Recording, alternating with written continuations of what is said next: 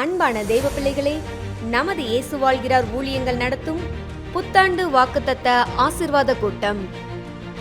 நாள் ஜனவரி 1, நேரம் மதியம் 3 மணி முதல் மாலை 6 மணி வரை. தேவ செய்தி சகோதரர் எல் வின்சன்ராஜ். ஆண்டவர் ஒரு புதிய கிருபை அனுப்பி இருக்கிறார்.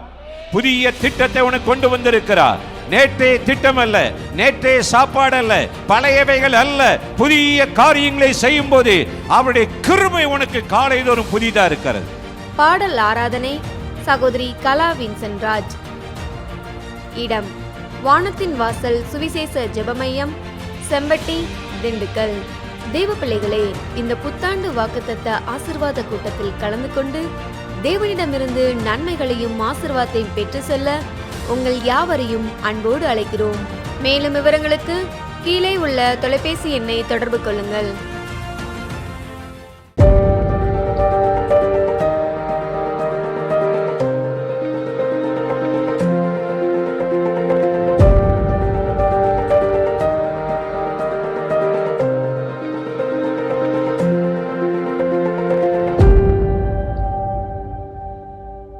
பிரியமானவர்களே, ஆண்டவராகிய இயேசுவின் நாமத்தினாலே இந்த நேரலை நிகழ்ச்சியின் மூலமாக உங்களை சந்திப்பதில் மிகுந்த மகிழ்ச்சி அடைகிறேன். கர்த்தாவே என்னை கைதூக்கிவிடும். அவரை நோக்கி கூப்பிடுகிற யாவரையும் குழியிலிருந்து தூக்கி எடுக்கிறவர், கண்மலையின் மேல் நிறுத்துகிறவர், இந்த நாளிலும் உங்களை தூக்கி எடுத்து நிலைநிறுத்துவார். அந்த தேவாதி தேவனை நோக்கி நம்ம சொல்லணும், உமக்குள் நாங்கள் மகிழ்ச்சியாய் இருக்கிறோம். பவுல் சொல்லுகிறார், எப்பொழுதும் மகிழ்ச்சியாக இருங்க. அதற்கு வழி இடைவிடாது ஜெபம் பண்ணுங்க. என்ன நேர்ந்தாலும் நன்றி சொல்லுங்க. அதை பற்றியதான ஒரு பாடலை பாடி நாம் தேவாதி தேவனை மகிமைப்படுத்த போகிறோம். சேர்ந்து பாடுவோமா?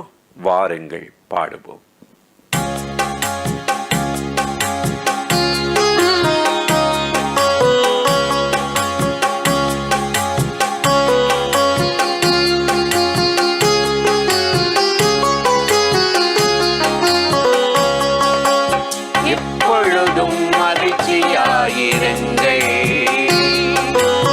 இடைவிடாமல் ஜெபம் பண்ணுங்கள், எப்பொழுதும் மகிழ்ச்சியாயிருங்கள். இடைவிடாமல் ஜெபம் பண்ணுங்கள், என்ன நேர்ந்தாலும் நன்றி என்று சொல்லுங்கள். என்ன நேர்ந்தாலும் நன்றி என்று சொல்லுங்கள். இதுவே உங்களை குறித்து அவரின் சித்தமே, தேவ சித்தமே.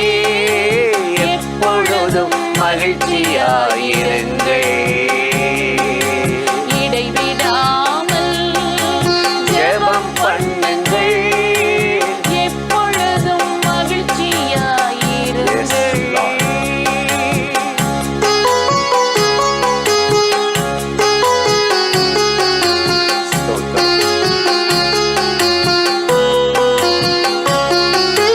கர்த்தருக்குள் எப்பொழுதும் சந்தோஷமாயிருங்கள், சந்தோஷமாயிருங்கள், சந்தோஷமாயிருங்கள் என்று மறுபடியும் சொல்கிறேன். கர்த்தருக்குள் எப்பொழுதும் சந்தோஷமாயிருங்கள், சந்தோஷமாயிருங்கள், சந்தோஷமாயிருங்கள் என்று மறுபடியும் சொல்கிறேன். கலங்காமல் தேவனிடம் சொல்லுங்கள், எதை நினைத்தும் கலங்காமல் தேவனிடம் சொல்லுங்கள். அப்பொழுது உங்களை தேவ சமாதானம் ஆண்டு கொள்ளுமே, இதயம் நிரப்புமே. எப்பொழுதும் மகிழ்ச்சியாயிருங்கள். இடைவிடாமல் ஜெபம் பண்ணுங்கள், எப்பொழுதும் மகிழ்ச்சியாயிருங்கள்.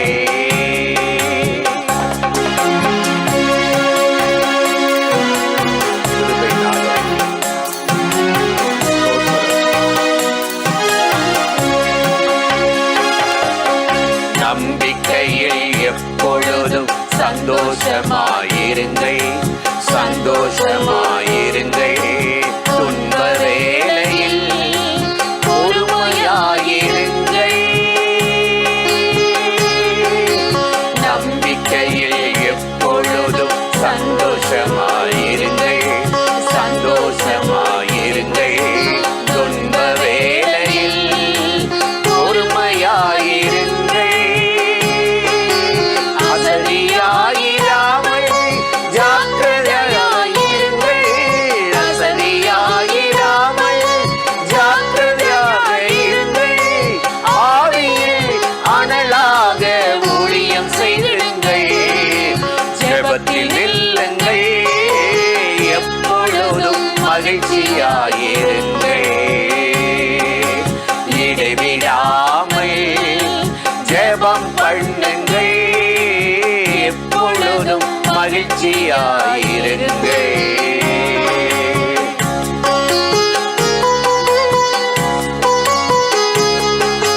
Glory.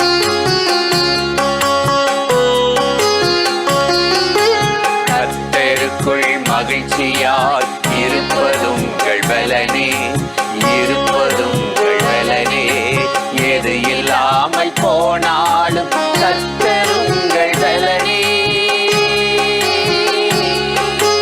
கர்த்தருக்குள் மகிழ்ச்சியாய் இருப்பதுங்கள் பலனே, இருப்பதுங்கள் பலனே. எது இல்லாமல் போனாலும் கர்த்தருங்கள் பலனே. பலத்தாலிடை கட்டி வழியை செவ்வைப்படுத்தும் தேவனே, பலத்தாலிடை கட்டி வழியை செவ்வைப்படுத்தும் தேவனே. மான்கால்கள் போலாக்கி உயர்தலத்தில் நிறுத்துவார், கவலை வேண்டாமே, எப்பொழுதும் மகிழ்ச்சியாயிருங்கள். இடைவிடாமல் ஜெபம் பண்ணுங்கள், எப்பொழுதும் மகிழ்ச்சியாயிருங்கள். இடைவிடாமல் ஜெபம் பண்ணுங்கள், எப்பொழுதும் நன்றி என்று சொல்லுங்கள். என்ன நேர்ந்தாலும் நன்றி என்று சொல்லுங்கள். இதுவே உங்களை குறித்து அவரின் சித்தமே, தேவ சித்தமே. எப்பொழுதும் மகிழ்ச்சியாயிருங்கள். அதுதான் தேவ சித்தம், அதுதான் தேவன் மகிழ்ச்சியா இருப்பதாங்க பலன். நெகேமியா 8:10 அவர் சொல்லுகிறார், கர்த்தருக்குள் மகிழ்ச்சியா இருப்பது. பணத்தில் அல்ல, நாகரீகத்தில் அல்ல, உலக இச்சைகளில் அல்ல, கர்த்தருக்குள் மகிழ்ச்சியா இருப்பது தான் பலன். தொடர்ந்து அந்த ஆண்டவரை துதித்து நாம் பாடப்போகிறோம். அணுக முடியாத ஒளியில் சேரக்கூடாத இடத்தில் வாசம் பண்ணுகிறவர். அதை பற்றியதான ஒரு பாடலை நாம் பாடி தேவாதி தேவனை ஆராதிக்க போகிறோம். சேர்ந்து பாடுவோமா? வாருங்கள் பாடுவோம்.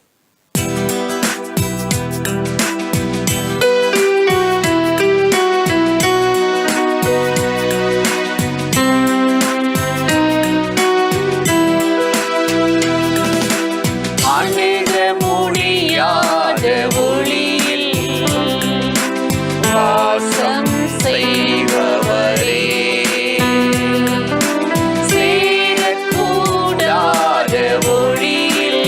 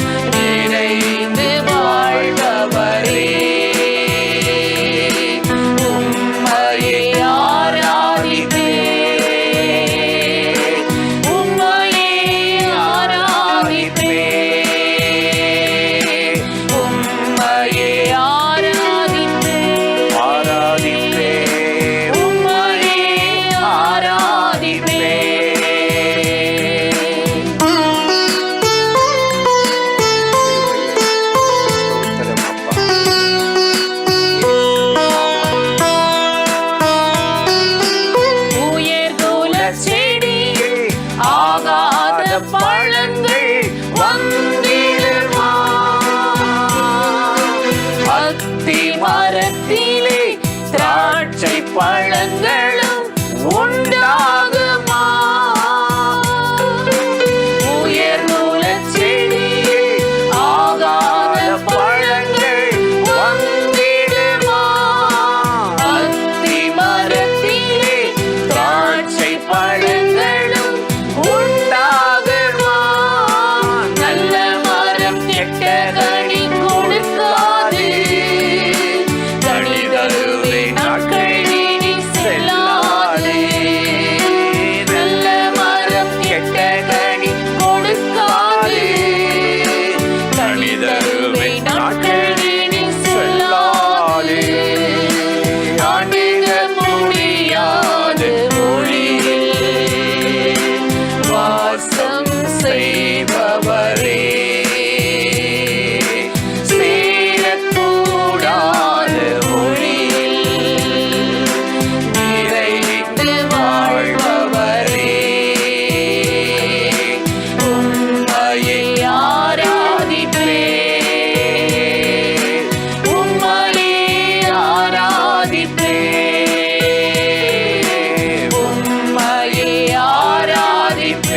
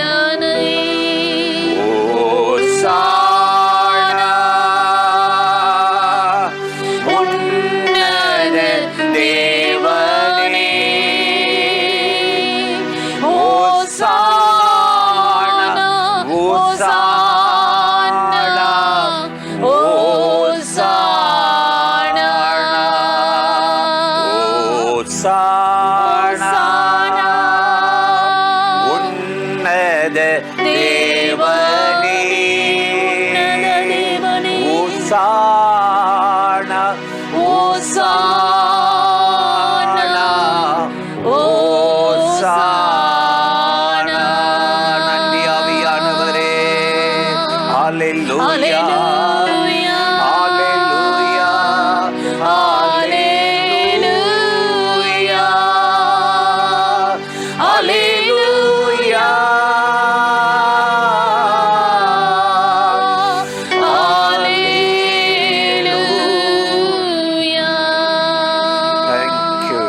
உமக்கு நன்றி. உங்க மகிமைக்கு நன்றி. கிருபை இரக்கங்களுக்கு நன்றி. சிங்காசனத்தில் வீற்றிருக்கிறவர், சகலத்தையும் புதிதாக்குவேன் என்று சொன்னுகிறவர், பழையவைகளை மறக்கும்படி புதியவைகளை செய்கிற தேவன். இந்த நிகழ்ச்சியில இணைந்திருக்கிற அத்தனை பேர் மேலும் கர்த்தருடைய மகிமை, கர்த்தருடைய வல்லமை, கர்த்தருடைய கிருபை இறங்கி மூடுவதாக. ஆசீர்வதியும், வழி நடத்தும். இயேசுவின் நாமத்தில் இந்த துதி ஸ்தோத்திரத்தை ஏறெடுக்கிறோம் எங்கள் உயிருள்ள நல்ல பிதாவே. ஆமென். கர்த்தர் நல்லவர், அவர் கிருபை என்றுள்ளது. இன்றைக்கும் நாம் ஏறெடுத்த துதி ஸ்தோத்திரத்தில் மகிமை அடைந்த தேவன் இந்த நாளிலும் கட்டாய் நம்மை ஆசீர்வதித்து கிருபையால் நிரப்பி நடத்த போகிறார். அந்த தேவாதி தேவனை நோக்கி நாம் இப்பொழுது ஜெபிக்க போகிறோம். ஜெபிக்கலாமா? வாருங்கள், இணைந்து ஜெபித்து விடுவோம். ஆமென்.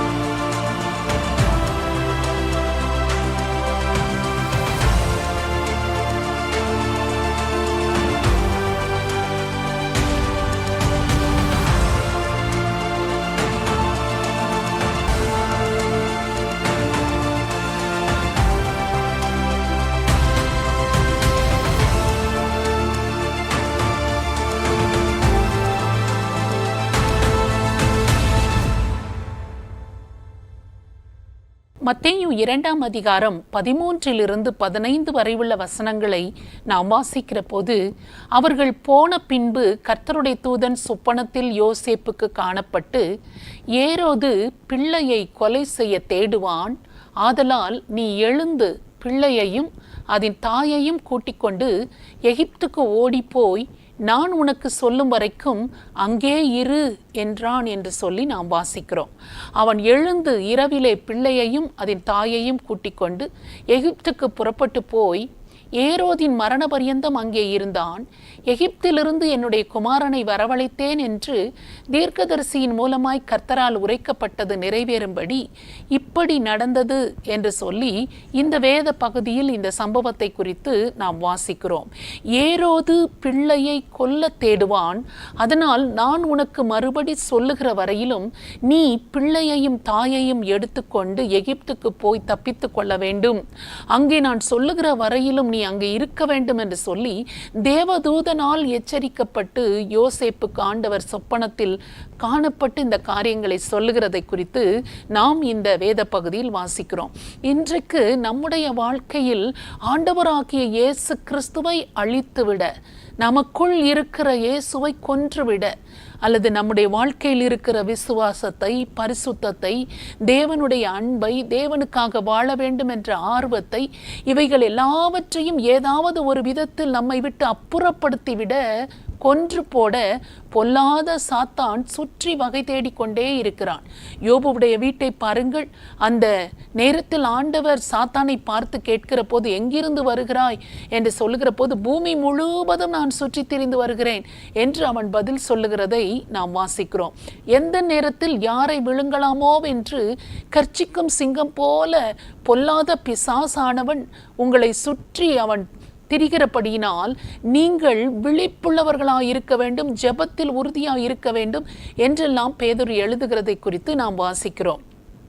இந்த இயேசுவை கொன்று போடுவதற்கு, நமக்குள் இருக்கிற ஆண்டவரை எப்படியாவது அழித்து விட வேண்டும் என்று சொல்லி போராடுகிற இந்த போராட்டங்கள் நமக்கு விரோதமாய் வருகிற போது, நமக்குள் இருக்கிற இயேசுவை நாம் காத்து கொள்ள வேண்டும், மறைத்து கொள்ள வேண்டும், அல்லவற்றால் ஒளித்து வைக்க வேண்டும்.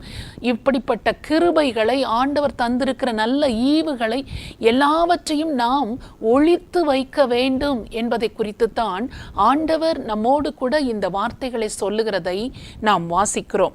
2 ராஜாக்கள் 11ஆம் அதிகாரம் 2வது வசனத்தில் நாம் வாசிக்கிறோம், யோராம் என்னும் ராஜாவின் குமாரத்தியும் அகசியாவின் சகோதரியுமாகிய யோசேபால் கொலையுண்ணப்படுகிற ராஜகுமாரரின் நடுவில் இருக்கிற அகசியாவின் மகனாகிய யோவாசை களவாய் எடுத்தாள். அவன் கொல்லப்படாதபடி அவனையும் அவன் தாதியையும் அத்தாலியாளுக்கு தெரியாமல் பள்ளி அறையில் ஒளித்து வைத்தார்கள் என்று சொல்லி நாம் வாசிக்கிறோம். இங்கே பாருங்கள், அத்தாலியாள் என்ற ஒரு பெண் தன்னுடைய ராஜ்யபாரத்தை பண்ணி கொண்டிருக்கும் போது அநேக ராஜகுமாரர்களை கொன்று குவித்து கொண்டிருந்தாள்.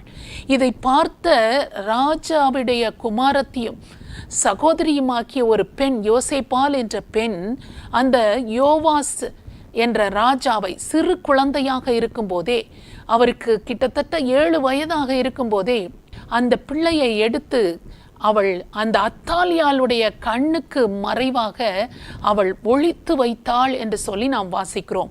அத்தாலியால் எல்லா ராஜகுமாரர்களையும் கொன்று குவித்து கொண்டிருக்கும் போது இந்த ராஜகுமாரனின் ஒருவனை அவள் அந்த அத்தாலியாளுடைய கண்களுக்கு, அவளுடைய கைகளுக்கு, அந்த அவளுடைய தந்திரங்களினால் அவன் கொலையுண்ணப்படாதபடிக்கு தன்னுடைய பள்ளி அறையிலே கொண்டு போய் அவள் ஒளித்து வைத்து பாதுகாத்தாள்.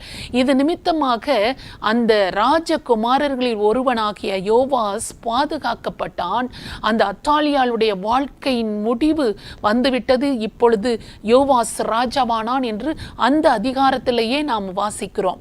நம்முடைய வாழ்க்கையிலும் பாருங்கள், நம்முடைய குடும்பத்தில் இருக்கிற ஒவ்வொரு ராஜகுமாரர்கள், ராஜகுமாரத்திகள், இவர்களை எல்லாரையும் நாம் ஒளித்து வைத்து பாதுகாக்க வேண்டியவர்களாக இருக்கிறோம். ஒரு திருச்சபை என்று எடுத்துக்கொண்டால் அந்த திருச்சபைக்கு வருகிற ஒவ்வொருவரும் ராஜகுமாரர்கள், ராஜகுமாரத்திகள் தான், ஆண்டவரால் தெரிந்து கொள்ளப்பட்ட தேவ பிள்ளைகள் தான்.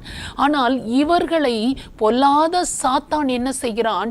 ஏதாவது ஒரு விதத்தில் பாவத்தில் சிக்க வைத்து பரிசுத்தத்துக்கு விரோதமாக போராடி அவர்களை கொன்றுவிட, அழித்துவிட ஒவ்வொரு நாளும் அவன் போராடி கொண்டிருக்கிறான். இதற்கு சிலராக ஆண்டவருடைய சமூகத்தில் ஜெபிக்கிற ஒரு கூட்டம் ஜெபித்து கொண்டே இருக்கிறார்கள். ஆண்டவரே, பரிசுத்தம் குலைந்து விடக்கூடாது, திருச்சபை பாதுகாக்கப்படணும், குடும்பங்கள் பாதுகாக்கப்படணும், அந்த தீமைகளில் இருந்து பிள்ளைகள் பாதுகாக்கப்பட வேண்டும் என்று சொல்லி சிலராக கூட்டமாக ஜெபித்து கொண்டிருக்கிறோம்.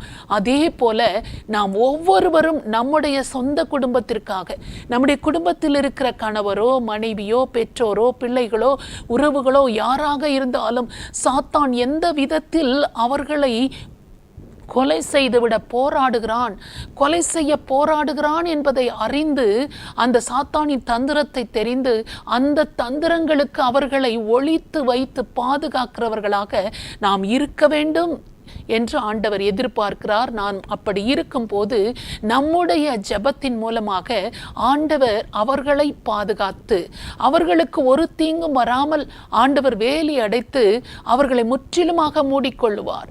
உன்னதமானவருடைய மறைவில் இருக்கிறவன் சர்வ வல்லவருடைய நிழலில் தங்குவான் என்ற வார்த்தையின்படி அவருடைய மறைவுக்குள், அவருடைய சிறகுக்குள் நம்மை, நாம் ஜெபிக்கிற ஒவ்வொரு நபரையும் ஆண்டவர் மூடி மறைத்து பாதுகாத்து கொள்ளுவார். அத்தாலியாள் என்ற பெயர் கொண்ட பொல்லாத ஆவி, பொல்லாத சத்துருவின் கிரியைகள் ஒன்று கூட நம்மை தொட விடாதபடி ஆண்டவர் தம்முடைய இரத்தத்தினாலும் இயேசுவின் நாமத்தினாலும் அவர் நம்மை வேலி அடைத்து பாதுகாப்பார். நாம் ஜெபிக்கிற போது இயேசுவின் நாமத்தினால், இயேசுவின் இரத்தத்தினால் அவர்களை உங்க பாதுகாப்புக்குள் வைக்கிறேன் என்று சொல்லி நாம் ஜெபிக்க வேண்டும். ஏனென்றால் ஆண்டவர் சொல்லி இருக்கிறார், கர்த்தருடைய நாமம் பலத்த துருகம், நீதிமான் அதற்குள் ஓடி சுகமாய் இருப்பான் என்று ஆண்டவர் சொல்லி இருக்கிறார்.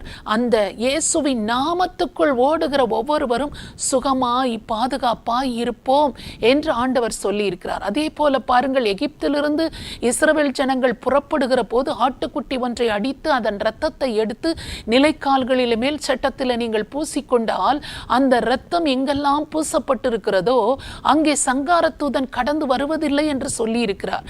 இயேசு கிறிஸ்துவின் இரத்தம் நம்மை பாதுகாக்கிற வேலியாக இருக்கிறது. இந்த இயேசு கிறிஸ்துவின் இரத்தத்துக்குள்ளும் இயேசுவின் நாமத்துக்குள்ளும் நாம் ஒவ்வொருவரையும் அடைக்கலமாக ஒப்பு கொடுத்து நாம் ஜெபிக்கிற போது, மறைவிடத்தில் வைத்து ஒளித்து வைத்து நாம் பாதுகாப்புக்குள் அர்ப்பணித்து ஜெபிக்கிற போது, அவர்களை தொட நினைக்கிற பிசாசு, ஏதோ ஒரு கெட்ட சுபாவம் அல்லது கெட்ட தீமைகள், கெட்ட பாடுகள், இவர்கள் வாழ்க்கையில் வருகிற தீமைகள், இவைகள் எல்லாவற்றுக்கும் ஆண்டவர் அவர்களை விலக்கி விடுவித்து பாதுகாக்க வல்லவராக இருக்கிறார். இந்த விசுவாசம் உங்கள் வாழ்க்கையில் இருந்தால் கட்டாயம் நீங்களும் உங்கள் குடும்பமும் பாதுகாக்கப்படுவீர்கள். அந்த நாளில் அவ்வளவு கொடுமையாய் அந்த ராஜாத்தியாய் இருந்த அத்தாலியால் அத்தனை பேரையும் கொன்று குவித்துக் கொண்டிருக்கும் போது இந்த யோவாஸ் மாத்திரம் ஒளித்து வைக்கப்பட்டு பாதுகாக்கப்பட்டிருந்திருக்கிறார் என்றால், இன்றைக்கு உங்களுடைய என்னுடைய ஜெபத்தை கேட்டு நம்மையும் நம்மை சார்ந்தவர்களையும் குடும்பத்தையும் திருச்சபைகளையும் ஆண்டவர் வேலி அடைத்து பாதுகாக்க வல்லவராக இருக்கிறார் அல்லவா? இன்னும் நாம் ஆண்டவருடைய சமூகத்தில் இதற்காக ஆண்டவருடைய கரத்தில் ஒப்பு கொடுத்து அவர்களை ஒளித்து வைத்து, சத்துரு எந்த விதத்திலும் கணவரை தொடக்கூடாது, மனைவியை தொடக்கூடாது, பிள்ளைகளை தொடக்கூடாது, வேலையை தொடக்கூடாது, ஆண்டவரை நீர் மறைத்து பாதுகாத்து கொள்ளும், எங்களுக்கு உண்டான வருமானத்தை பாதிக்கக்கூடாது, எங்களுக்கு உண்டான நல்ல சுகத்தை பாதிக்கக்கூடாது, நீர் வேலி அடைத்து பாதுகாத்து கொள்ளும், எங்கள் குடும்ப சமாதானத்தை காத்துக்கொள்ளும் என்று சொல்லி ஜெபித்து ஆண்டவருடைய பாதுகாப்புக்குள் நம்மை ஒளித்து வைக்கும்போது ஆண்டவர் நம்ம எல்லா தீங்குக்கும் விலக்கி காக்கிறவராக இருக்கிறார். யாத்திராகமம் 2ஆம் அதிகாரம் 2வது வசனத்தில் நாம் வாசிக்கிறோம், அந்த ஸ்திரீ கர்ப்பவதியாகி ஒரு ஆண் பிள்ளையை பெற்று அது அழகுள்ளது என்று கண்டு அதை 3 மாதம் ஒளித்து வைத்தாள் என்று சொல்லி நாம் வாசிக்கிறோம். இங்கே மோசே என்ற குழந்தையை குறித்து நாம் வேதத்தில் வாசிக்கிறோம். அவனுடைய தாய் 3 மாதம் அந்த குழந்தை அழகுள்ளது என்று கண்டு அந்த குழந்தையை அவள் ஒளித்து வைத்தாளாம். ஏனென்றால் ஆண் பிள்ளை எல்லாரையும் கொன்று போட வேண்டும் என்று அந்த நாட்களில் சட்டம் இருந்தது. பிறக்கிற பெண் பிள்ளைகள் இருந்தால் அவர்களை உயிரோடு விட்டுவிடுங்கள், ஆண் பிள்ளை பிறந்தால் நீங்கள் அவர்களை கொன்றுவிட வேண்டும் என்று மருத்துவச்சிகளுக்கு ஆலோசனை சொல்லப்பட்டது. ஆனால் அந்த நாட்களில் அந்த மோசேயின் தாய்க்கு மருத்துவம் பார்த்த அந்த மருத்துவ பெண்கள் தேவனுக்கு பயந்ததினால் இந்த குழந்தையை உயிரோடு, அநேக ஆண் பிள்ளைகளை உயிரோடு வைத்து விட்டார்கள். இது நிமித்தமாக ஆண் பிள்ளைகள் பெருகி கொண்டிருக்கிறார்கள். இப்பொழுது ஆண் பிள்ளைகளை எல்லாம் அழித்து விட வேண்டும் என்ற ஒரு சட்டத்தை கொண்டு வருகிற போது இந்த மோசேயின் தாய் இந்த குழந்தை மிகவும் அழகுள்ளது என்று கண்டு அந்த குழந்தையை அழிக்க மனதில்லாமல், வெளியிலே போட்டுவிட மனதில்லாமல், அந்த சத்துருவின் கைகளுக்கு, அந்த சாத்தானின் சட்டத்துக்கு ஒப்பு கொடுக்க மனதில்லாமல் அதை ஒளித்து வைத்து பாதுகாத்தாளாம். இந்த சின்ன குழந்தையை பாதுகாப்பது எவ்வளவு பெரிய சிரமம் பாருங்கள். அந்த குழந்தை சின்ன பிள்ளை, ஐயோ வெளியில் ஆட்கள் இருக்கிறார்கள், போர் வீரர்கள் வந்து விட்டார்கள், சத்தம் போடாதே என்று சொன்னால் அந்த குழந்தைக்கு ஒன்றும் தெரியாது. அது எந்த நேரத்திலும் எதற்காகவாவது கத்திக்கொண்டிருக்கும். அந்த சத்தம் வெளியில கேட்கிறதுக்கு வாய்ப்பு இருக்கிறது. ஆனாலும் அந்த சத்தம் வெளியில் வராத அளவிற்கு அந்த தாய் எவ்வளவு அழகாக அந்த குழந்தையை பராமரித்து பாதுகாத்து ஒளித்து வைத்திருக்கிறாள். அதன் பிறகு அடுத்த வசனத்தில் நாம் வாசிக்கிறோம், அதை ஒளித்து வைக்க முடியாமல் ஒரு நாணற்பெட்டியில கீழ் பூசி தண்ணீரில் கொண்டு போய் போட்டுவிட்டாள் என்பதை குறித்து நாம் வாசிக்கிறோம். இங்கு கூட பாருங்கள், தண்ணீரில் போடும்போது கூட அந்த தண்ணீர் அந்த குழந்தையை பாதித்து விடக்கூடாதபடி அந்த நாணற்பெட்டி முழுவதுமாக கீழே பூசி அவள் அந்த தண்ணீரில் போடுகிறாள். அப்படியானால் அந்த தாய் அந்த குழந்தையை எப்படியாக ஒளித்து வைத்து மறைத்து வைத்து பாதுகாக்கிறாள் என்பதை குறித்து நாம் வாசிக்கிறோம். இந்த மோசே மாத்திரம் அந்த சட்டத்தில் அளிக்கப்பட்டிருந்தால் எவ்வளோ பெரிய இரட்சகன், ஒரு தலைவன், எகிப்தில் இருக்கிற இஸ்ரவேலருடைய அடிமைத்தனத்திலிருந்து விடுவிக்கக்கூடிய ஒரு மனிதன் இல்லாமலே போயிருந்திருப்பான். ஆனால் அந்த தாய் பாருங்கள், அந்த குழந்தையை ஒளித்து வைத்து பாதுகாத்ததினால் எகிப்திலே 430 வருஷம் அந்த இஸ்ரவேல் ஜனங்கள் அடிமைப்பட்டிருந்த எல்லா அடிமைத்தனத்திலிருந்தும் விடுதலையாய் ஜனங்களை வெளியே நடத்தி கொண்டு வரும்படியாக மோசேயை ஒரு தலைவனாக தேவன் பயன்படுத்தினார். அதனால்தான் நாம் எல்லாரையும் எல்லாவற்றையும் ஆண்டவருடைய பாதுகாப்புக்குள் ஒளித்து வைத்து பாதுகாத்து ஜெபிக்க வேண்டும் என்று இந்த வேதவசனம் நமக்கு சொல்லி தருகிறது. யோசுவா 2ஆம் அதிகாரம் 4வது வசனத்திலும் நாம் வாசிக்கிறோம், அந்த ஸ்திரீ அவ்விரண்டு மனுஷரையும் கொண்டு போய் அவர்களை ஒளித்து வைத்து, மெய்தான் என்னிடத்தில் மனுஷர் வந்திருந்தார்கள், ஆனாலும் அவர்கள் எவ்விடத்தாரோ எனக்கு தெரியாது என்று இங்கு ராகாப் என்ற ஒரு பெண் அவள் வேசித்தனம் ஒரு தொழிலை செய்து வந்தாள் என்று சொல்லி வேதத்தில் நாம் வாசிக்கிறோம்.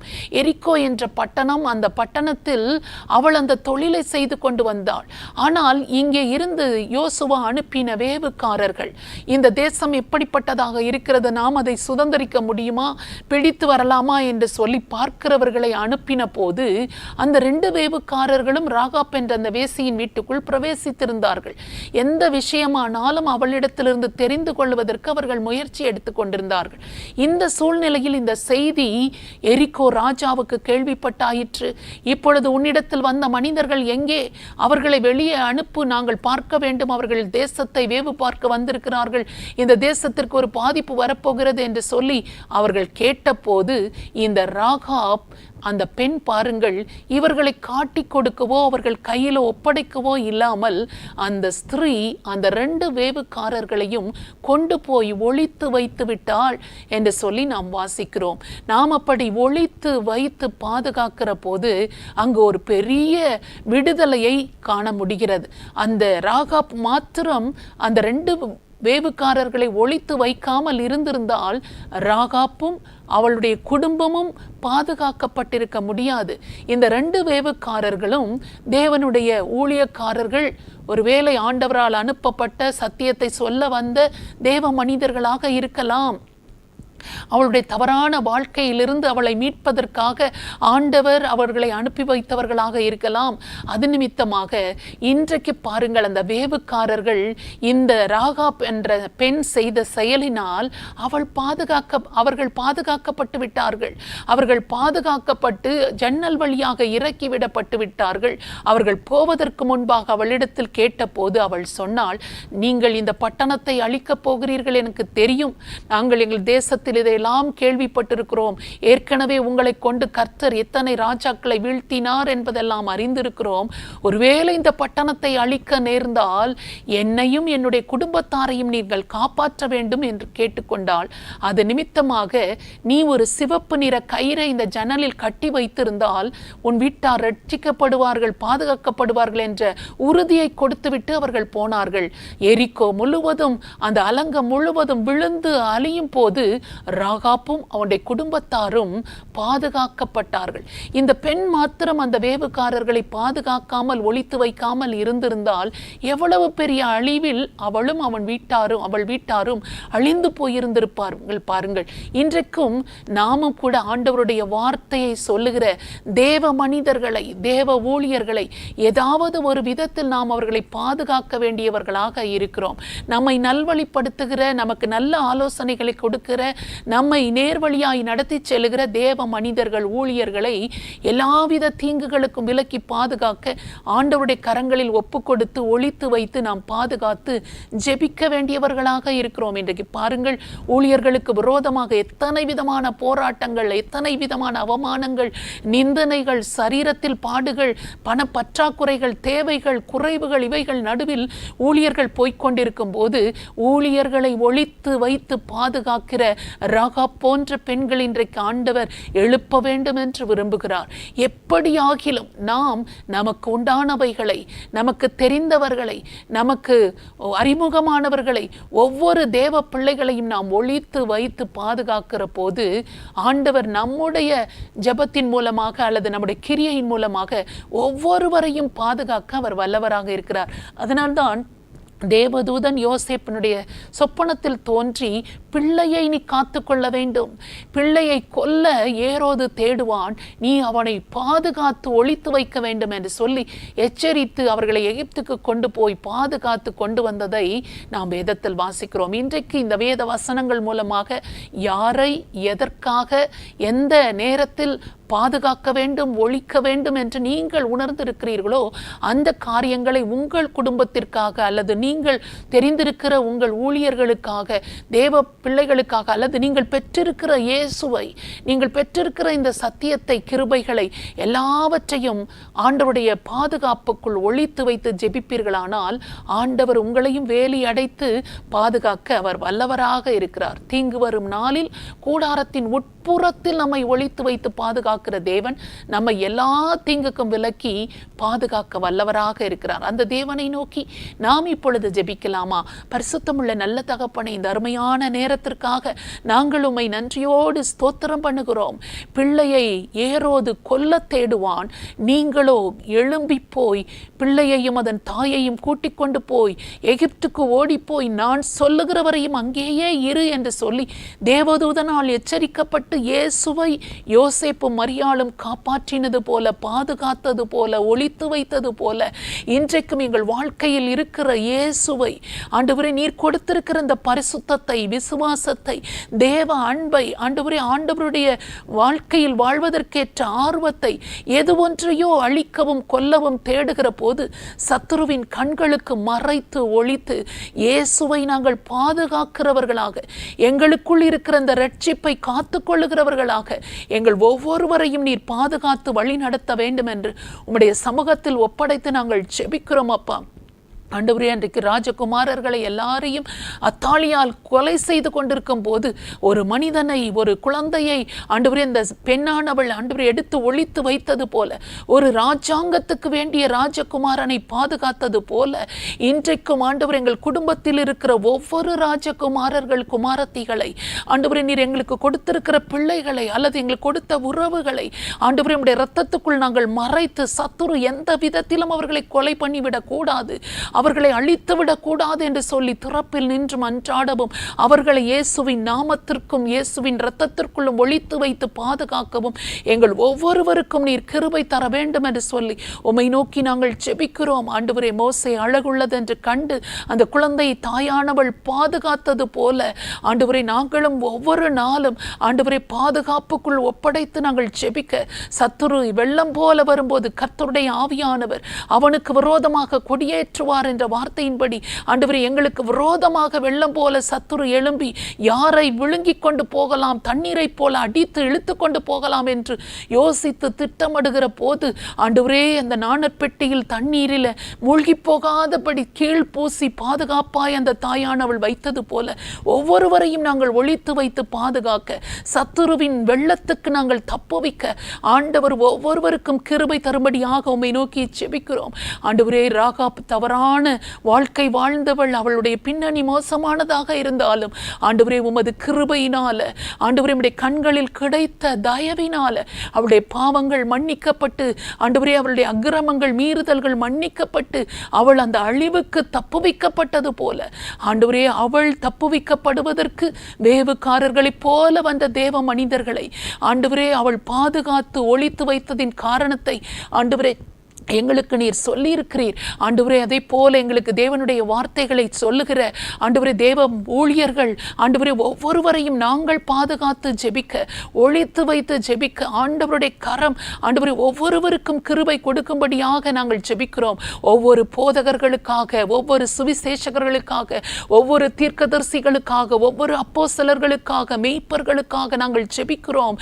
ஆண்டவரே, எங்கள் தேவ ஊழியர்களை நீர் பலப்படுத்தும்படியாகவும் பாதுகாக்கும்படியாக அவர்கள் தேவைகளை சந்திக்கும்படியாகவும் நல்ல சுகபலனை தரும்படியாகவும் நாங்கள் அவர்களை இயேசு கிறிஸ்துவின் இரத்தத்துக்குள் ஒழித்து வைத்து ஜெபிக்கிறோம். சத்துரு எந்த விதத்திலும் ஊழியர்களை தொடக்கூடாதபடி ஆண்டவருடைய இரத்தத்துக்குள் மறைத்து நாங்கள் ஜெபிக்கிறோம். அவர்களுக்கு விரோதமாக எழும்புகிற நிந்தனைகள், அவமானங்கள், அவதூறு பேச்சுகள் எல்லாவற்றையும் நீர் நிர்மூலம் பண்ணி அழித்து போடும்படியாக ஒவ்வொரு தேவ ஊழியர்களை நீக்க பாதுகாத்துக் கொள்ளும்படியாக உம்மை நோக்கி நாங்கள் ஜெபிக்கிறோம்.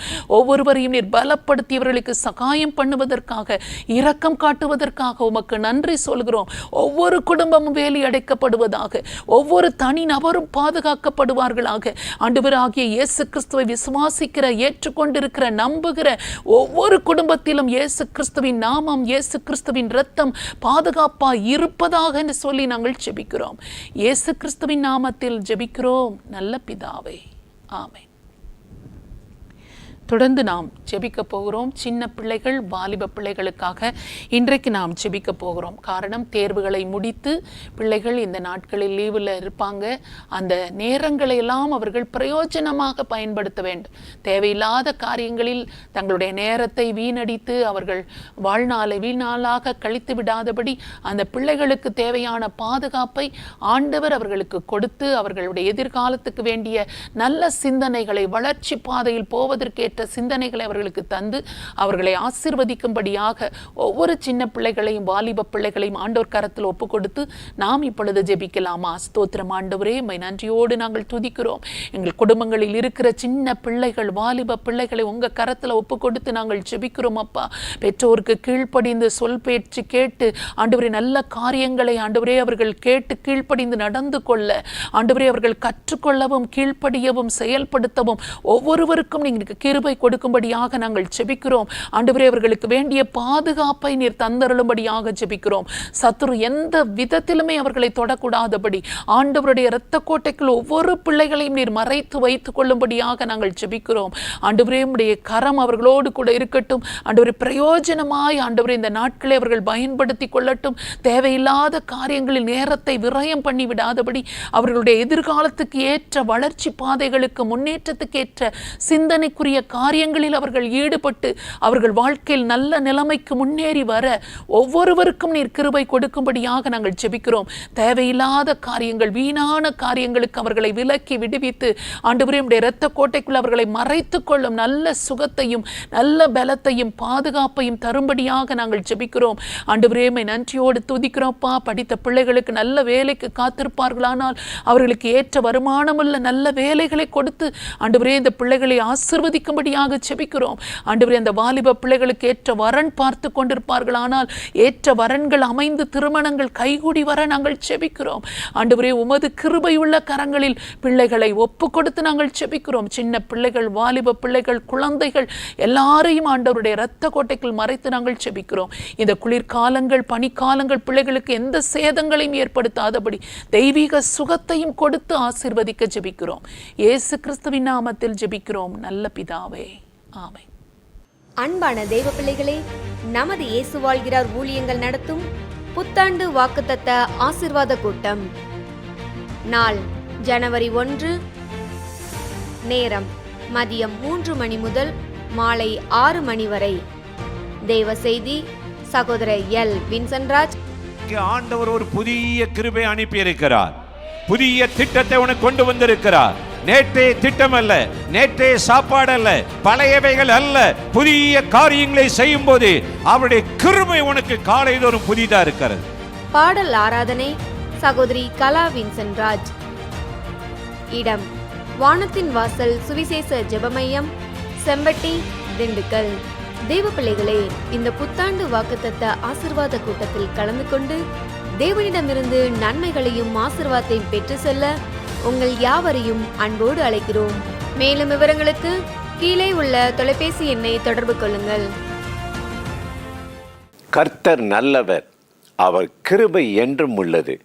இன்றைக்கும் நாம் ஏறெடுத்த துதி ஸ்தோத்திரத்தில் மகிமை அடைந்த தேவன் இந்த நாளிலும் கட்டாய் நம்மை ஆசீர்வதித்து கிருபையால், மகிமையால், பிரசன்னத்தினால் நிரப்பி நடத்துவார். இன்றும் கூட ஒரு வசனத்தை உங்களுக்கு ஞாபகப்படுத்தி சில காரியத்தை சொல்லி ஜெபிப்பது நல்லது என்று உணர்ந்தேன். லூக்காவின் சுவிசேஷம் 2ஆம் அதிகாரம் 10வது வசனத்தில் நாம் வாசித்து பார்த்தால், தேவதூதன் அவர்களை நோக்கி, பயப்படாதிருங்கள், இதோ எல்லா ஜனத்துக்கும் மிகுந்த சந்தோஷத்தை உண்டாக்கும் நற்செய்தியை உங்களுக்கு அறிவிக்கிறேன் என்று சொன்னார்கள். பார்த்தீர்களா? அந்த மேய்ப்பர்களுக்கு, மந்தையை காத்து கொண்டிருந்தவர்கள் ராம் முழுவதும் விழித்து கொடிய மிருகங்கள் அந்த ஆடுகளை அடித்து கொண்டு போகாதபடி சிங்கத்தின் வாயிலிருந்து, ஓநாயின் வாய்களிலிருந்து அவங்களை தப்புவிக்கணுன்றதுக்காக அந்த மேய்ப்பர்கள் ராம் முழுவதும் மந்தையை காத்து கொண்டிருக்கிறார்கள். இவர்கள் ராம் முழுவதும் விழித்து தங்கள் ஜீவனையும் பொருள்படுத்தாமல் மந்தையை காத்து கொண்டிருந்தார்கள். அப்படிப்பட்ட அந்த காத்து கொண்டிருந்த அந்த மேய்ப்பர்களுக்கு கர்த்தர் ஒரு தேவ தூதனை அனுப்பி, பயப்படாதிருங்கள், பயப்படாதிருங்கள், உங்களுக்கு ஒரு நற்செய்தியை அறிவிக்கிறேன், ஒரு குட் நியூஸ், ஒரு நல்ல செய்தியை அறிவிக்கிறேன் சொல்லி அவர்களுக்கு ஒரு செய்தி அறிவிக்கப்பட்டது. சந்தோஷத்தின் செய்தி, இரட்சகர் பிறந்திருக்கிறார் என்ற ஒரு செய்தி. இன்றைக்கு நாம் வாழ்கிற உலகத்தில் எவ்வளவோ செய்திகளை கேட்கிறோம்.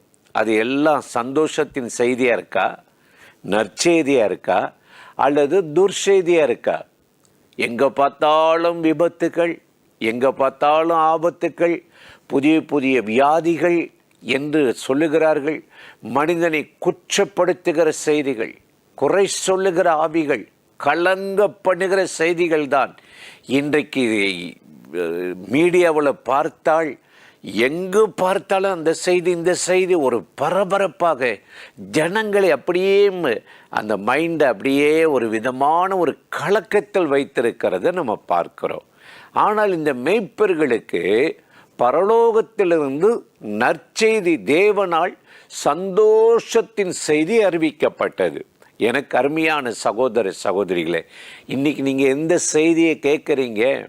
மகிழ்ச்சியின் செய்தியா, சந்தோஷத்தின் செய்தியா, இல்லை உங்களை கலங்க பண்ணுகிற பயமுறுத்துகிற செய்திகளை நீங்கள் கேட்டு நம்பிக்கையற்று காணப்படுகிறீர்களா? வேதத்தில் நாம் வாசித்து பார்த்தால், சங்கீதம் 112:7 நாம் வாசித்து பார்த்தால், துர்செய்தியை கேட்கிறதுனால் பயப்படான், அவன் இருதயம் கர்த்தரை நம்பி திடனாயிருக்கும். இன்னைக்கு பாருங்க, உலகத்தில் பயத்தின் செய்தி அல்லது ஆபத்தின் செய்தி, ஒரு விதமான துர்செய்தி தான் பரவுது.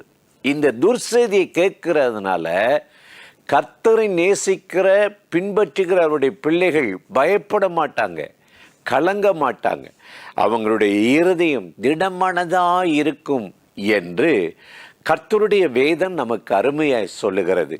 இன்றைக்கு இந்த நேரலை நிகழ்ச்சியில் இணைந்து இந்த வார்த்தைகளை கேட்டுக்கொண்டிருக்கிற என் அன்பு சகோதர சகோதரிகளே, இன்றைக்கு மேய்ப்பர்களுக்கு பரத்திலிருந்து தேவனால் மகிழ்ச்சியூட்டும் சந்தோஷத்தின் செய்தி அறிவிக்கப்பட்டது. அந்த செய்தி அவர்களை பரவசப்படுத்தினது. ஆகவே அதே செய்தி தான் இன்றைக்கும் உங்கள் துக்கம் சந்தோஷமாய் மாறும் என்று சொன்ன அந்த செய்தி, இரட்சகர் பிறந்தது நிமித்தம் நமக்கு இன்றைக்கு கொடுக்கப்பட்டிருக்கிறது, அறிவிக்கப்பட்டிருக்கிறது. நமக்கு யாராவது இப்படி ஒரு செய்தி சொன்னால், நடக்கட்டும் பார்ப்போமே அப்படின்ட்டு அதை சட்டை பண்ண மாட்டோம், அதை ரொம்ப இதாக எடுத்துக்க மாட்டோம்.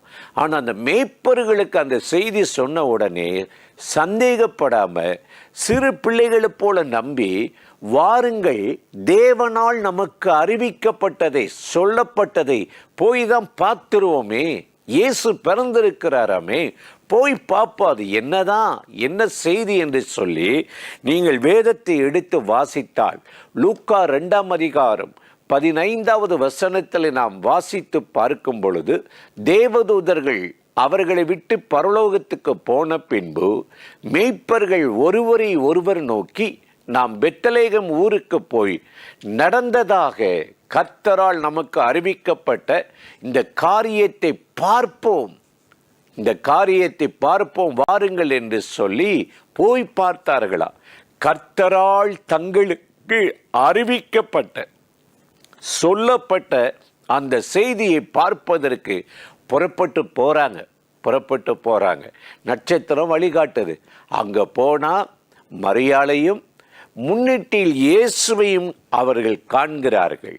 எனக்கு அருமையான சகோதர சகோதரிகளே, அவர்களுக்கு சொல்லப்பட்டபடியே இயேசு இரட்சகர் பிறந்தார். இன்றைக்கு ஆண்டவர் உங்களுக்கு ஒரு செய்தியை சொல்லுகிறார். என்ன செய்தி? உங்கள் துக்கம் சந்தோஷமாய் மாறுன்றாரு.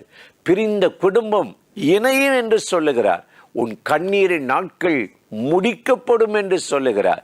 இன்றைக்கு கர்த்தராலே நமக்கு மாபெரும் மகிழ்ச்சியூட்டும் சந்தோஷத்தின் செய்தி பரத்திலிருந்து வரும். பூமியிலிருந்து வருகிற செய்தி எல்லாம் இல்லை, நம்ப முடியாது, எங்கள் மருத்துவம் முயற்சி பண்ணி பார்த்தோம், என்ன வேணாலும் நடக்கலாம், அப்படி தான் சொல்லுவாங்களே.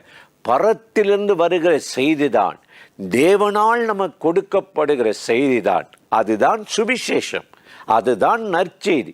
இந்த நற்செய்தி இயேசு பிறந்த பொழுது அந்த மேய்ப்பர்களுக்கு அறிவிக்கப்பட்டது போல, இன்றைக்கு நாம் ஜெபிக்கும் போதெல்லாம், தேவ சமூகத்துக்கு போகும்போதெல்லாம் கர்த்தருடைய செய்தி நமக்கு சொல்லப்படுகிறது. நம்மை தேற்றுகிற செய்தி, தைரியப்படுத்துகிற செய்தி, உற்சாகப்படுத்துகிற செய்தியைத்தான் தேவன் வேதத்திலிருந்து நமக்கு ஞாபகப்படுத்தி நம்மை தைரியப்படுத்தி பலப்படுத்துகிறார். இன்றைக்கு இந்த நேரலை நிகழ்ச்சியில் இணைந்து இந்த வார்த்தைகளை கேட்கிற என் அன்பு சகோதர சகோதரிகளே, நீங்கள் இன்றைக்கு இந்த செய்தியை பற்றிக்கொள்ளுங்கள். ஆண்டவராகிய தேவன் அவர்களுக்கு சொன்னபடியே நிறைவேற்றினவர் இன்றைக்கும் ஒரு செய்தியை அனுப்புகிறார். இதை நீங்கள் நம்பணும், விசுவாசத்தோடு கேட்கணும். அவர் சொன்னபடி நடக்கும் என்று நம்பினீங்கன்னா இந்த வார்த்தை உங்களுக்கு நிறைவேறும். இதுதான் மேய்ப்பர்களுக்கு நடந்தது, நிறைவேறினது. கர்த்தரால் நமக்கு அறிவிக்கப்பட்டதை போய் பார்ப்போம் என்று கண் குளிர பார்த்து அவர்கள் நன்மைகளை பெற்று கொண்டார்கள். வேதத்தை வாசித்து பார்த்தால் கர்த்தருடைய வேதம் அங்கே இப்படி சொல்லுகிறது.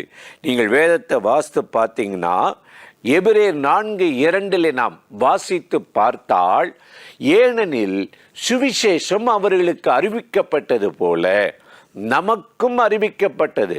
கேட்டவர்கள் விசுவாசம் இல்லாமல் கேட்டபடியினால் அவர்கள் கேட்ட வசனம் அவர்களுக்கு பிரயோஜனப்படவில்லை என்று கர்த்தருடைய வேதம் அவர்களுக்கு சொல்லுகிறது. சுவிசேஷம் அவர்களுக்கு அறிவிக்கப்பட்டது போல இன்றைக்கு நமக்கும் அறிவிக்கப்படுகிறது. நமக்கு அறிவிக்கப்படுது. மேய்ப்பர்களுக்கு மட்டும் இல்லைங்க, மந்தையை காத்து கொண்டிருக்கிறவர்களுக்கு மட்டும் இல்லை, நமக்கும் ஜெபம் பண்ணும்போதெல்லாம் அல்லது ஆலயத்துக்கு போகும்போதெல்லாம் இந்த சுவிசேஷம் மனமகிழ்ச்சியின் செய்தி அறிவிக்கப்படுகிறது. உங்கள் குழப்பத்துக்கு ஒரு தீர்வு, உங்கள் போராட்டத்துக்கு ஒரு தீர்வு, பிரச்சனைக்கு ஒரு முடிவு உண்டு. இந்த சுவிசேஷத்தை யார் மூலம் சொன்னாலும் நம்ம நம்பணும். ஏன்னா இது தேவனுடைய வார்த்தை. வானமும் பூமியை ஒளிந்தாலும் இந்த வார்த்தை ஒளியாது, அழியாது. இந்த வார்த்தையை அறிவிக்கத்தான் கர்த்தர் தூதனை மேய்ப்பர்களுக்கு அனுப்பினார். கேட்டவர்கள் விசுவாசத்தோடு கேட்டாங்களாம். கர்த்தரால் தங்களுக்கு அறிவிக்கப்பட்டதை போய் பார்ப்போம் என்று நம்பினார்கள். ஆனால் இன்னைக்கு சிலர் என்ன செய்யறனா, பழைய ஏற்பாட்டில் மோசே செய்தியை வாங்க கானானுக்கு போவோன்னு சொல்லி அறிவித்த போது பாதி பேர் நம்பினாங்க, பாதி பேர் நம்பலை. அப்படி நம்பாத யாருமே அந்த கானானுக்குள்ளே போகலையா. போகிற வழியிலே அவருடைய வாழ்க்கை முடிஞ்சு போச்சு. எவ்வளோ வேதனை இல்லை. ஏன்னா நம்பலை, விசுவாசிக்கலை. அந்த கேட்ட வார்த்தை அவங்களுக்கு நன்மை செய்யலை, பிரயோஜனப்படலை. நம்ம விசுவாசத்தோடு கேட்கணும். கர்த்தர் எனக்கு சொல்லியிருக்கிறார், கர்த்தர் எனக்கு வாக்குரைத்திருக்கிறார், நான் உனக்கு சொன்னதை நிறைவேற்ற மாட்டோம், உன்னை விட்டு விலகுவதும் இல்லை, உன்னை கைவிடுவதும் இல்லை என்று சொன்னார்.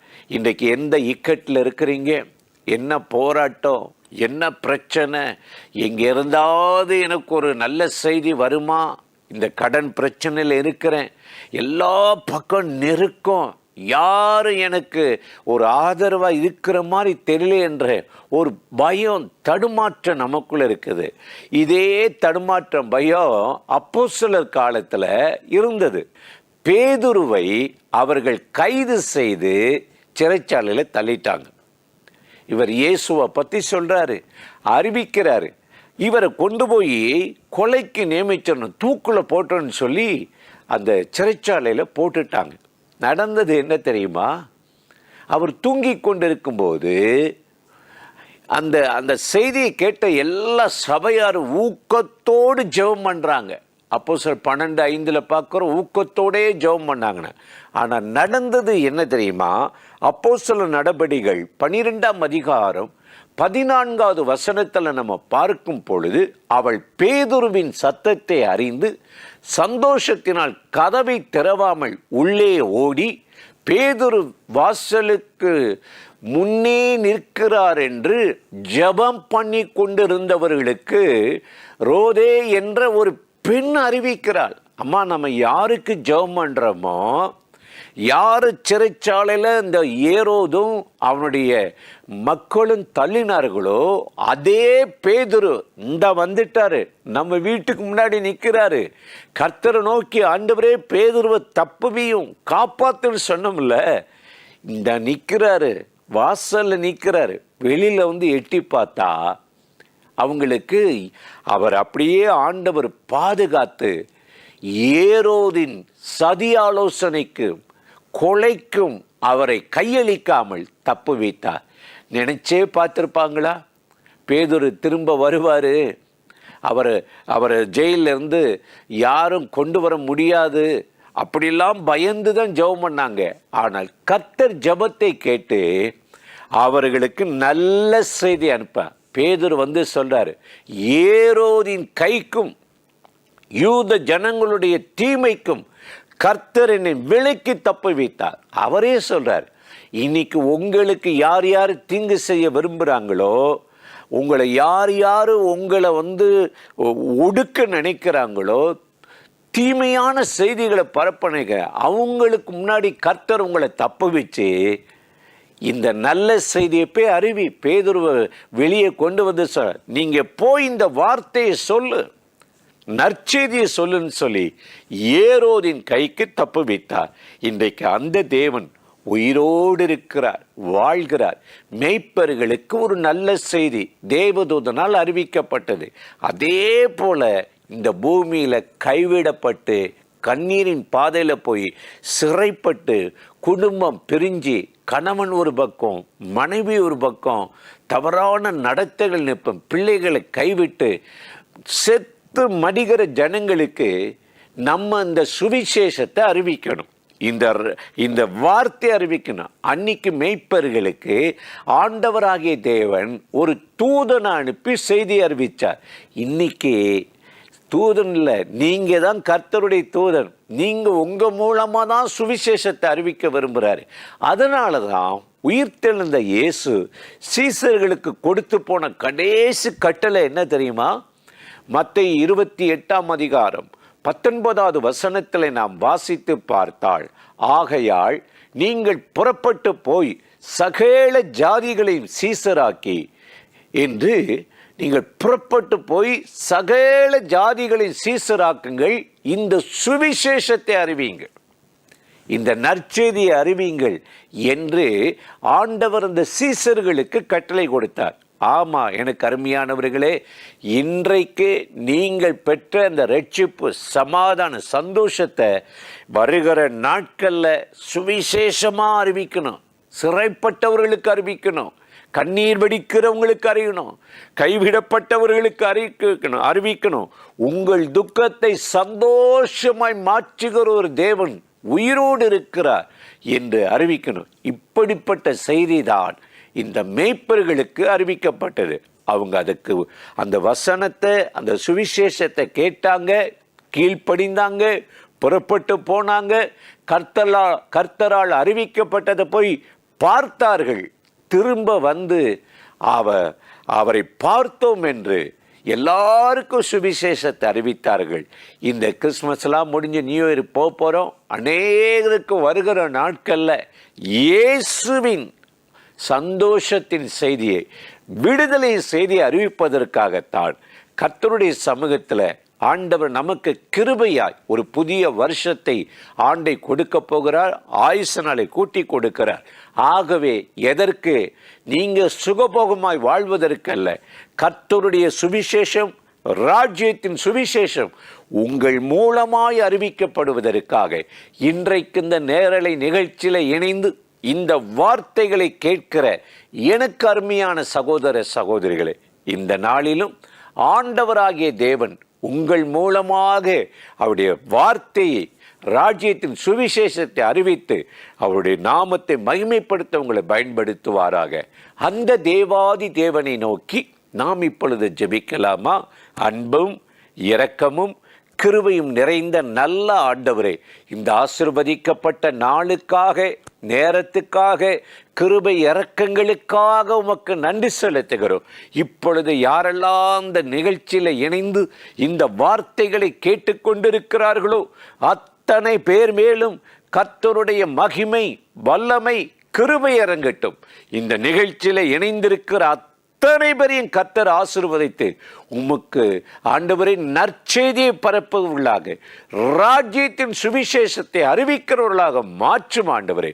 பேதுருவை தப்புவித்து அவர் உயிரோடு என்னை காப்பாற்றினார், ஏரோதின் சதி ஆலோசனைக்கு என்னை தப்புவித்தார் என்ற செய்தியை அறிவித்தது போல நாங்களும் ஆண்டவரே உம்முடைய ரட்சிப்பின் செய்தியை அறிவித்து உம்முடைய ராஜ்யத்துக்கு தகுதியுள்ளவர்களாக ஒரு கூட்டத்தை எழுப்ப உதவி செய்யும்.